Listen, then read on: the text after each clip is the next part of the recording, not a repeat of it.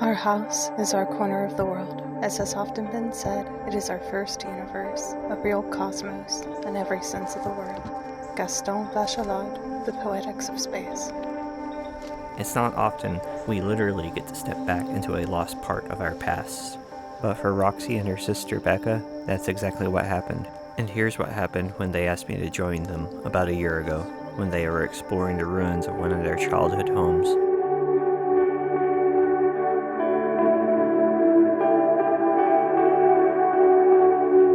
A few weeks before, my friend Roxy got in touch with me about developing film from an old disposable camera she had found.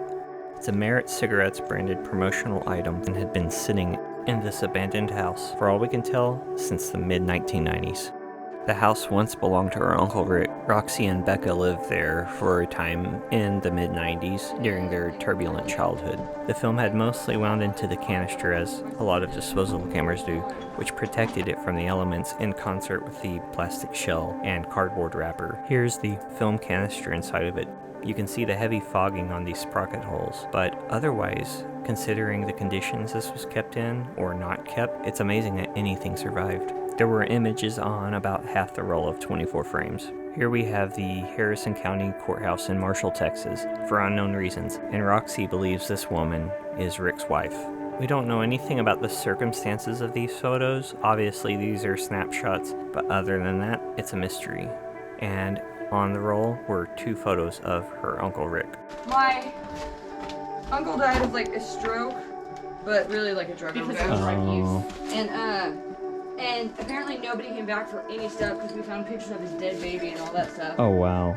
That's Roxy talking, by the way. The other person here is her sister Becca. Recently, Roxy had become curious about this house and found it in this state of disrepair. They literally just left it, but I don't know. People had obviously been, that's really fucking cool, squatting here. People on drugs just kind of don't give a shit. Sure, you can tell people have come through here and stripped the wiring and things like that. Roxy found a disposable camera on a previous exploration of the house. What is it? Presidential chocolate chip cookies. It ends with Reagan. Oh, that's fucking cool.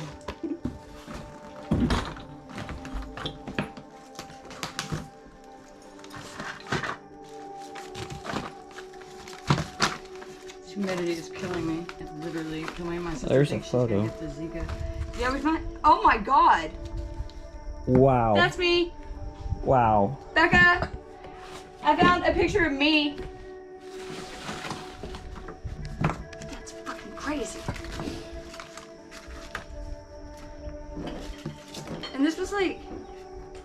See, my timeline's so confused. This is like my 6th or 7th grade picture. Yeah, that mom must have sent it.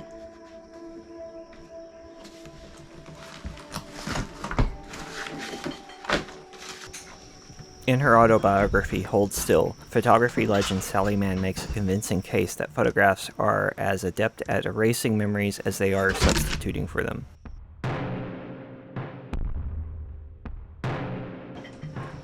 When were we last here? 96? Hey Becca, I think this was one of the chairs. You remember me telling you that Mom made us hide? While this can be true in a broader sense, for someone with a difficult past like Roxy, photographs, objects, and places can hold significance when trauma shatters and erases memories. This house and the remains of her youth scattered about are some of the most tangible pieces of memory she has.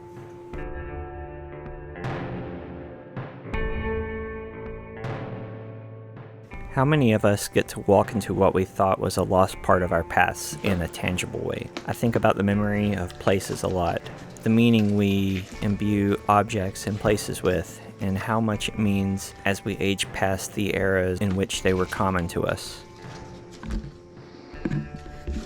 It's so weird having like no clue who these people are. Here's a letter from Bud to Grandma.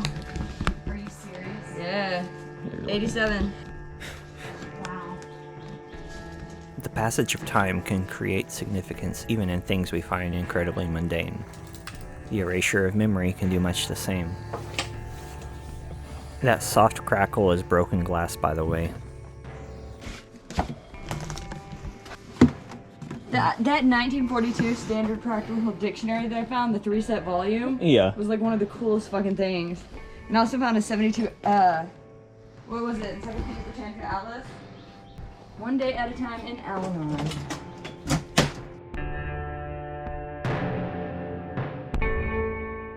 Wasn't it? Did you go upstairs? I did. There's just nothing up there, you know. Did you take in the view from the open? There's like a door up there. Did you go upstairs? It's so random. I went, you know, they put that in there afterwards because that was not always there. That door was. That door was there? Yeah. You remember it? Yeah, that door was there. It never had fucking stairs or anything going down, but there was a door, like an actual door there. Maybe they plan to eventually like build a Oh, I'm sure they balcony did. or something. Drop. Do you remember when we used to lay upside down off the couch and like pretend we were walking on the ceiling because of the beams? The memories of so many people are in this house. Not just Roxy and Becca, but all these other lives that have been through here. Vintage Tupperware thing is gonna be. There's a vintage mini crock pot under there. You see it? Oh.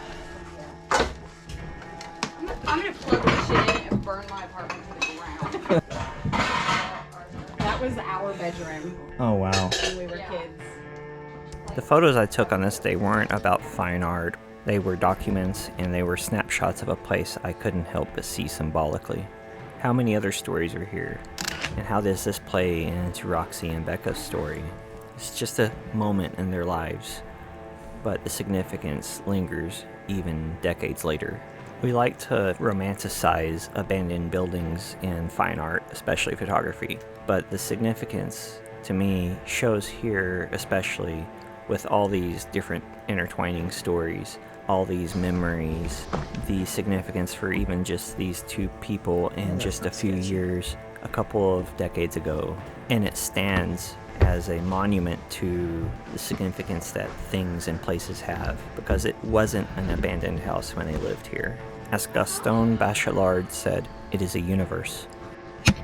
How old are you, Jamie? I am 41. Well, then you know. And Titan. Oh Look wow. at all their pieces. That's amazing. I often dream of childhood homes and schools and other places I frequented. I think this is true for a lot of us. Our surroundings are significant parts of us, and we store a lot of our memory in them. To me, these memories and feelings are almost tangible. Time Magazine, does God want you to be rich?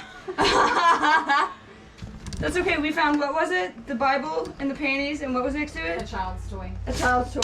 Looking at the childhood photos that Roxy shared with me, it's hard to believe it's the same place. I'm way too brave for that pickup. Yeah. If you remember the kitchen earlier, and it was hard to see because it was so dark, but there's a brick pattern along the walls by the sink, and it was in these childhood photos as well. And to contrast it with how it looks now is just wow. I think it was as long as they had stairs or something there at one point, because that door was there. I remember.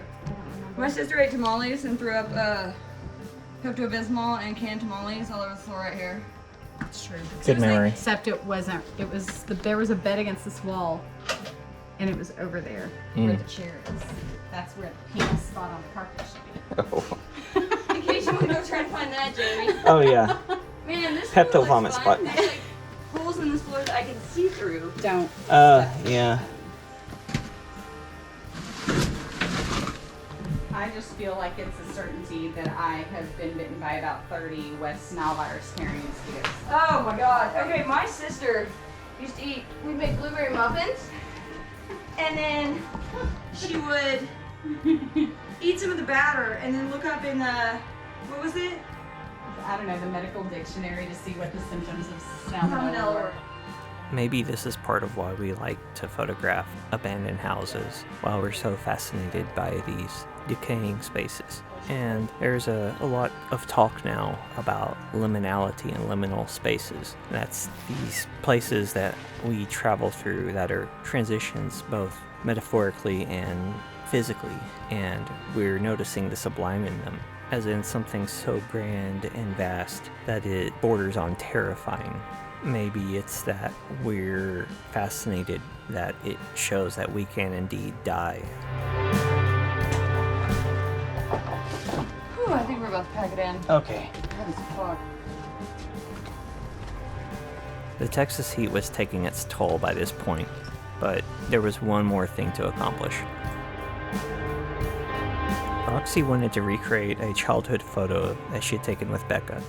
Believe it or not, this photo was taken in front of this house, in this actual same spot. It's just so decayed and overgrown now. To me, walls can talk, and it's just a matter of us trying to listen. We feel echoes of ourselves in these places and things, and they are parts of the human experience we don't consider enough.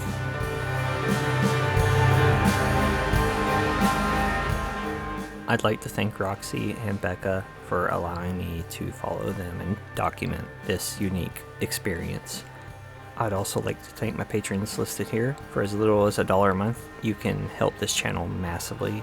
It's greatly appreciated. The link is in the description, or go to patreon.com/jamiemphoto. If you like this, subscribe and turn on notifications, like the video, leave a comment, and click on one of these videos of mine that YouTube thinks you would like. And I'll see you soon. Thanks.